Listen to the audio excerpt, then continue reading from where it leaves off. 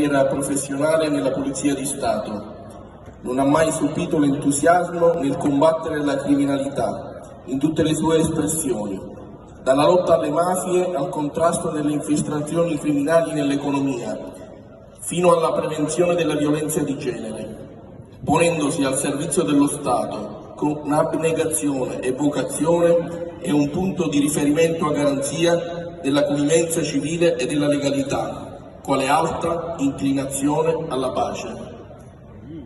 Al prefetto Francesco Messina. Il Magna Grecia Awards Eccellenza al prefetto Francesco Messina. In consegna Giuseppe Antocchi.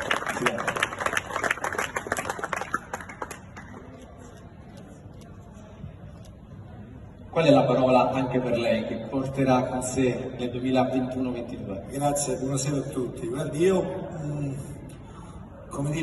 penso a una parola che in qualche modo mi accompagna da tanti anni, sono 34 anni che faccio questo mestiere e anche per il prossimo futuro intendo avvalermi di questa parola. La parola è continuità. Nell'azione di contrasto alla criminalità non si può abbassare la guardia, bisogna continuare a fare quello che tutti noi delle forze dell'ordine, perché questo è un premio che io intendo condividere non solo con la Polizia di Stato ma anche con i colleghi dell'Arma, della Guardia di Finanza,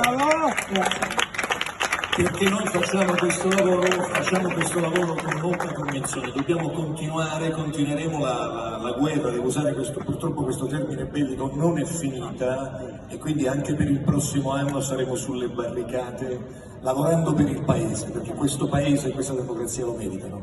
Grazie Antocchi, grazie a Francesco Messina, grazie di cuore.